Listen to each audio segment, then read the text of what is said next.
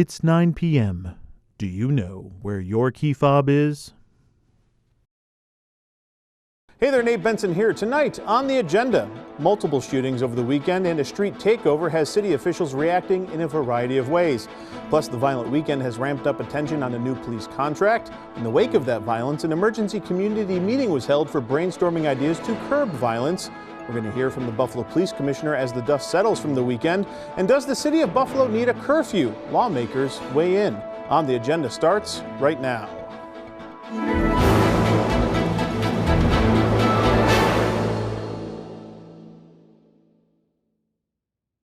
Thanks again for watching. The Buffalo Police Department had its hands full over the 4th of July weekend. Multiple shooting scenes, gunshot victims, and a street takeover. And it wasn't until Monday when officials addressed the weekend violence. Sirens. Firecrackers going off. Some were told aimed at police officers who were commended by Police Commissioner Shields for their restraint as they were confronted by the crowd. People throwing commercial-grade fireworks at them, blocking, pushing, being very combative, verbally and physically, right? Blocking their path, slowing things down, creating a total health situation when you can't get fire trucks and AMR, which is the ambulance company, down to the shooting victims. So that's where the posture noticeably changed for the police to be able to being a little bit more active in how we're going to take care of that situation. Commissioner Shields said they purposely, in their planning to deal with a street takeover event, did not seek mutual aid from other police agencies. And we increased our overtime manpower by approximately 150% over last year to ensure that we had sufficient personnel. The evening began with our SWAT personnel having to respond to Ohio Street, where multiple individuals had gotten on top of a vacant grain elevator, and we could clearly see that one individual was firing a gun. Unfortunately, this event was a precursor for the events ahead for the evening. Delavan and Grider, where the promoter had been advertising, began as a manageable crowd, but the crowd size exploded. Unfortunately, many of the individuals at the location and at the adjoining streets were combative and seeking to wreak chaos. We don't want to create a police state. It is a balancing act.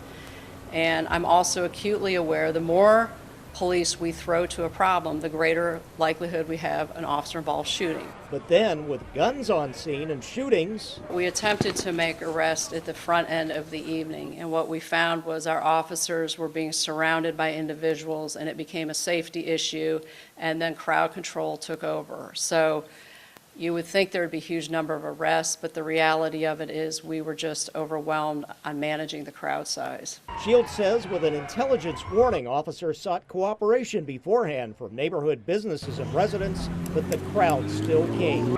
Some police observations. People who attended this event were from other parts of Erie County. It wasn't just the underserved. They were from areas of Lancaster. There were a lot of kids that actually came in Ubers. We had multiple cars parked on different streets. So while many kids did walk to the area from their particular homes, Ubers dropped these kids off in the parking lots. Then, fortunately, no injuries in an alarming attack on the South Buffalo home of a police officer who responded to another fight nearby. Some individuals targeted his home. We're getting conflicting reports on whether shots were fired into the house or whether objects were thrown to shatter the windows. It's absolutely distressing. I mean, we knew last year that there were several illegal street takeovers, and it took Buffalo about 3 days to get control of the streets. And I came in this year trying to concentrate on the 4th of July, so we have an intelligence unit. We had all these reports of what streets were going to be taken over. We had police officers out there. We had more police officers on duty than the previous 4th of July. We put out barriers on Olympic Avenue to stop drag racing that was going to start. You know, there was an illegal basketball tournament that was in Rochester and Niagara Falls that both where these meetups led to shootings and violence. They were going to come to Delaware Park. So we took down the hoops in Delaware Park for about 18 hours. We put that on Facebook and showed the organizers, you're not going to come here to do this mayhem. So we had things closed down all over the city of Buffalo. And then it popped up just like last year on a multi-block avenue on Delavan Avenue. And here's the thing, is that, don't think this was the city of Buffalo youth. This was youth from all over Erie County. There was Ubers dropping people off. There were people from the suburbs dropping off children, young adults. This is not a thing. And also don't think of this as a young person's event. The people who are involved in these shootings range from 13 to 51 years old. But if you want to hold a street festival in the city of Buffalo, you get a permit. You work with the police department, you put up an insurance form, but this is the same organizer who organized it last year. We have a lot of rights in America under your First Amendment to say and do things, but there's responsibility that comes with it. And this event over the weekend was an organized, chaotic event. The organizer wanted to organize chaos, and they achieved it. But my heart goes out to the people who live on those blocks. We canvassed those blocks before. We let them know there might be potential trouble, but that meant families who had planned barbecues could not do the barbecue because people were illegally parking all over the street.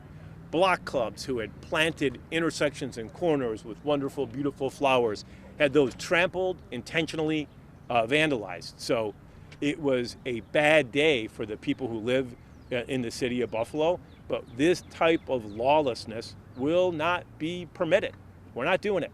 How do you shut down a street takeover organizer like this? I mean, is a cease and desist and a bill for overtime enough? This is a step. So last year, they tried to have quiet conversations to invite this person to join the mainstream community and to hold these events as a private promoter. He obviously said no to it.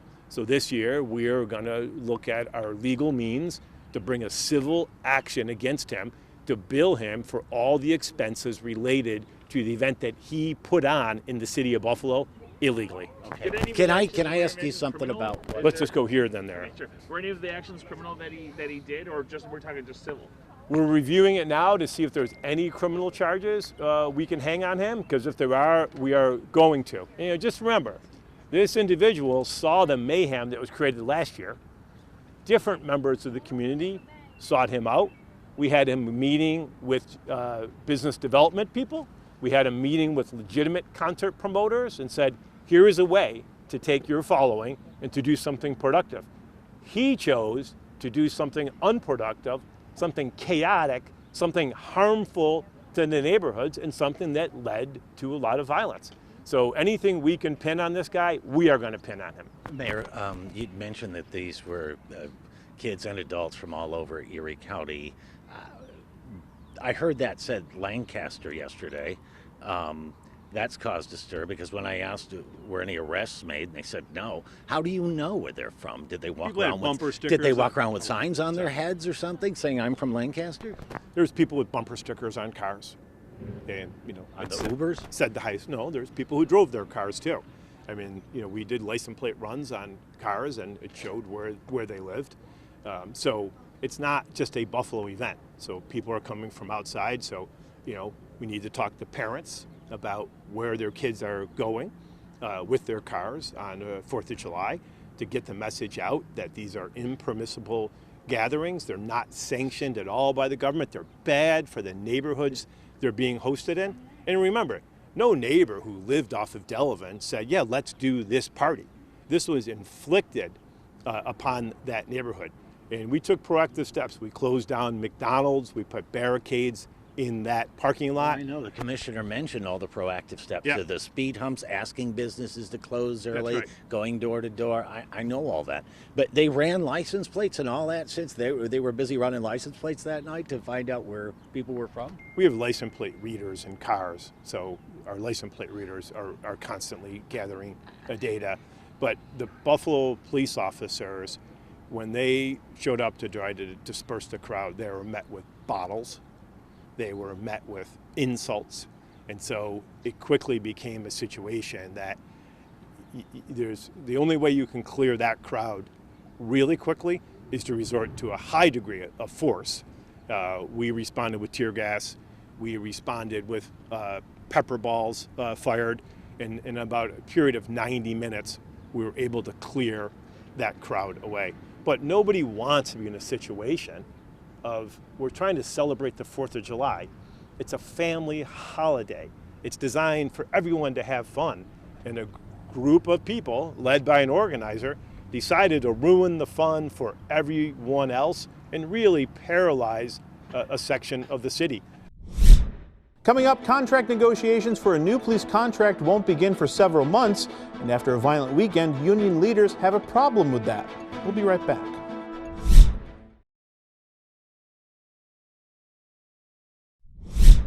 Welcome back. The Buffalo PBA hammered the Ryan administration before and after the 4th of July holiday, saying that a new contract should be a top priority in order to keep the city safe. And in the wake of the weekend violence, city lawmakers have told both sides to get to the bargaining table.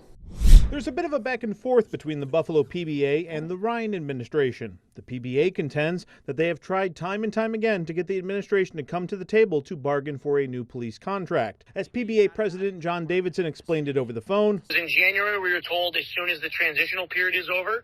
And then when we questioned that, we were told in April that it would be after the budget passes. Once that happened and there was no negotiation, we asked again, and we were told that it would happen before we get to 365 days out of contract. Once 1 year came and went, we asked again, and we were told mixed messages. Deputy Mayor Maria White recalls it differently. That's just simply false.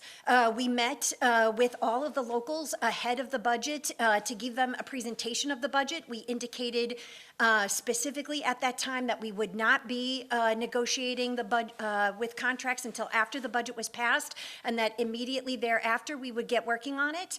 And then as recently as more than a month ago, I personally communicated to the legal counsel for the PBA what the schedule was and conveyed our timing in the fall of this year. So that just simply isn't accurate. On Monday, the administration announced a schedule for negotiating the 8 union contracts it needs to come to terms with and has slotted the PBA negotiations to run between October and December. Davidson says the administration needs to be more forthcoming and transparent with all of the unions. Being a legislative politician and being an executive politician are two different animals, and sometimes you're going to have to realize that you're not going to have a chair that tells you what to do and who to make decisions for and what to say yes and no to. When you're in charge of the city, you've got to make those decisions, and making the decision to ignore the Buffalo Police and the PBA that represents the Buffalo Police is, in my opinion, a very faulty step. And now Common Council members are weighing in. Finance Chair Mitch Nowakowski and Majority Leader Leah Halton-Pope encouraging all sides to start moving the process along and keep them in the loop, because right now we have to be able to begin initial conversations where you're beginning dialogue without full-fledged contract negotiations. I believe that that's where the PBA president wants to start, and that he's operating from a realistic standpoint and understanding that you're not going to come to a wonderful contract and smile and high five after 5 minutes, but you have to begin dialogue. I wish I could tell you that we've been made aware of things, and as a council member and a council member in leadership, I don't know anything. We have 8 contracts that are expiring, and if we don't deal with this is ultimately, it's not going to go away, and the impact that it's going to have on the city as a whole is insurmountable. More than 200 members of the community, lawmakers, clergy, and young people gathered at Mount Olive Baptist Church on Wednesday night as a way to brainstorm ideas to curb violence. Councilwoman Zanetta Everhart, along with community stakeholders, organized an emergency meeting Wednesday night that was aimed at finding solutions to curb a recent spike in violence. People are frustrated, right? They're frustrated. They don't know what's going on, what's happening, who to turn to. No one's giving them solutions, right? Even though this happened in their neighborhood, where's the cavalry, right? Who's supposed to come into the neighborhood and help them with this, right? We had 11, 12 people shot in one night. That is crazy, right? And people should be heartbroken about that. People should be angry about it. People should be frustrated. But we also should be sitting down saying, what are we going to do about it? During the meeting, Councilwoman Everhart directed the crowd to write down the things they want to see changed in Buffalo, such as how the youth could better interact with the outdoors and what can the city do to improve the quality of life for young people as a way to curb violence. what's happening in their neighborhoods, in their households. That's the issue. That is how you solve crime. And how do you do that? You resource people. You give them exactly what they need, whether they need access to education or access to jobs, or actually have some programming for our young people, that 16 to 24 age range, those kids that was out there over the weekend. What did the city of Buffalo have planned for that age range? Nothing. Nothing was happening for these kids in their neighborhoods or anywhere for that matter. For some of the youth in attendance at the meeting, the escalation of violence over the holiday weekend. I'm not shocked. Why? Because all throughout the fall and the winter, people are talking about other people. With things going on the internet, it's threats being shot, it's threats being thrown at each other, and eventually everybody was going to see each other in one space. Everybody knew the time was coming, and everybody kind of knew what was going to happen. Deani Wedlington and dozens of others under the age of 18 joined more than 200 people in total at Mount Olive Baptist Church Wednesday night. She says she wants to see if we had somewhere to go that had security, they were checking each other for weapons, and it was things of that sort, it would be more organized, and it would be one of those spaces where it would be a safe space, because you would know, okay, we go here, and yeah, I don't like you, but instead of saying something to you, I'm going to stay away from you because we're in a safe space right now. But in the eyes of a 17-year-old, it shouldn't have taken a violent weekend in Buffalo for a brainstorming session like the one Wednesday night to happen. There's no longer that type of bond with the adults and the kids. Everything is divided, so it's just a bunch of chaos, and it shouldn't have to get to this point. It shouldn't have to be 12 shootings and gunshot wound victims and ECMC being shut down for us to come together and have this meeting. This should have been happening. As for the investigations into the weekend violence, Police Commissioner Erica Shields, who also attended the meeting Wednesday night, offered this update. The good news is we are making headway. We have quite a bit of video footage, and both on the promoter, I anticipate an arrest. I believe we're going to be able to get felony charges on him. And on individuals involved in the shooting, we are going to make arrests. How many exactly, I don't know, but we are absolutely making headway on the investigations. And the investigators have been working overtime and doing an excellent job.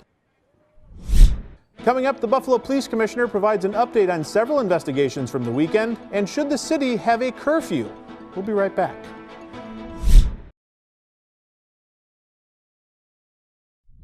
Buffalo Police Commissioner Erica Shields addressed the media on Wednesday to provide an update on the investigations stemming from the weekend violence.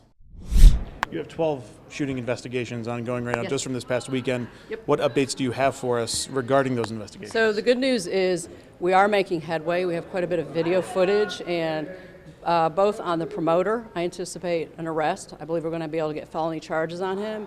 And on individuals involved in the shooting, we are going to make arrests. How many exactly, I don't know, but we are absolutely making headway on the investigations. And the investigators have been working overtime and doing an excellent job. The Lancaster Town Supervisor took exception to some of the comments made the other day, asked for some sort of retraction or comment from Buffalo Police on that. What do you have to say to Lancaster, who seemingly was isolated in being kind of blamed for some reason or another? Oh, understandably. Listen, I'll be the first to say I am sorry that they felt the criticism was directed at them. That was never the case. What the chief was trying to make a larger point of, is we had many individuals converge on the city who are not from the city of Buffalo. We could tell that either by what they had on their vehicles or the Ubers they were coming in, speaking with the Uber drivers. In no way, shape, or form did we want to isolate one jurisdiction or depict them as being the issue. This was a city of Buffalo incident, and it's mine to figure out how we get out of this and it doesn't occur again. And let me say this, these outside agencies are partners. I rely on them, I'm here for them, and in no way, shape, or form was the intention to insult or degrade any community. And for that, I am sorry if that's how it came across. You're at the event tonight. You've talked about its importance. What do you hope to take away from this, and how do you hope city leadership works together, and how do you plan on working with, common council members, with residents? I mean, what are you hoping to learn from this and change moving forward? I've always found a huge value when you actually go to the people who are the ones in the middle of the issue, and that's where we don't listen to the young people enough. Like, as adults, we all know what we want to see, but what are the young people experiencing day in and day out that is driving this behavior and prompting this behavior? Not that they were personally involved in it, but we have to get their perspective. And I really hope that we can come away with some actionable solutions that we can move forward on. Because, you know, I mean, we don't want a repeat of this. So what do we have to do differently as a community so that we have a stronger and more robust youth? I have to ask, because it's been brought to my attention. Were you in town? Yes. You know what? That just is such a stupid commentary. I was in town the entire weekend. All of my command staff was in town the entire weekend. We were all out. I had one commander who was excused off, a chief, because he's got someone who's unfortunately dying. We were all here, non-issue, and that really ticks me off. Can you tell? I know. I get it. Yep. Finally tonight, should the city of Buffalo have a curfew? Well, as it turns out, they already have one.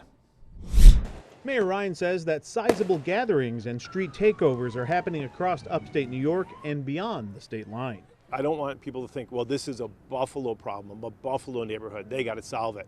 It's a problem we're having, throughout Erie County. It's a problem we're having through upstate. One of the ideas that the mayor is now mulling over is a curfew for the city's youth. And one of the ideas being circulated now is a curfew.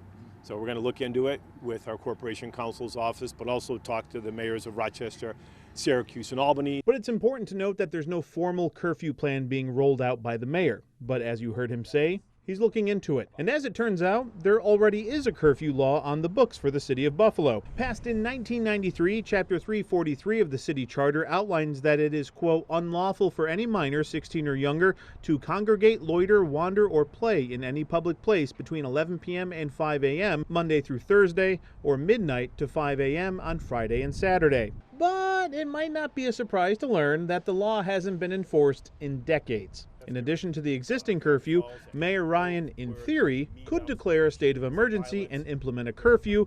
New York state law does allow for a situation like that. It happened in May 2020 during the protests in downtown Buffalo. Former Mayor Byron Brown instituted a curfew to get people off of the street. It's worth noting that there is no indication whatsoever that Mayor Ryan is considering that, just that the state law technically would allow him to do that. News of a curfew, even the idea of it being looked into by the Corporation Counsel's office, is being met with mixed but mostly negative reaction from city lawmakers.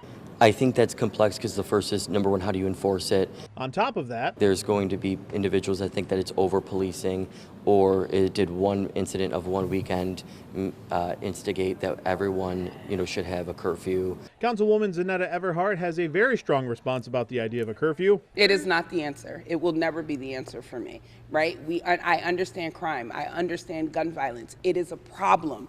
I will never say that it's not a problem, but guess what? If you're not dealing with the root causes of the problem, you're never going to solve the problem. During a strategy session Wednesday night, Councilwoman Everhart encouraged the crowd of more than 200 people to identify the things that would benefit youth in Buffalo, and she will take those ideas to Mayor Ryan. So you have to give people what they need.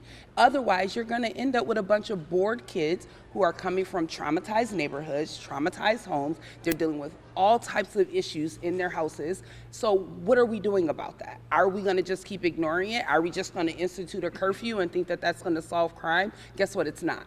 Zooming out for a wider perspective, County Executive Mark Poloncarz is addressing the weekend violence for the first time and discussing a potential curfew. Right now, it's only been one issue that I know of this year.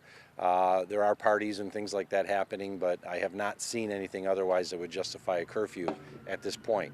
If it continued and we were seeing this on a weekly basis, then it's something maybe they would need to consider. That'll do it for the agenda this week. Perhaps next week we'll have fun. I'm not making any promises. Thanks again for watching. I'm Nate Benson, and we'll see you at the next one. When there will be a world without zinc.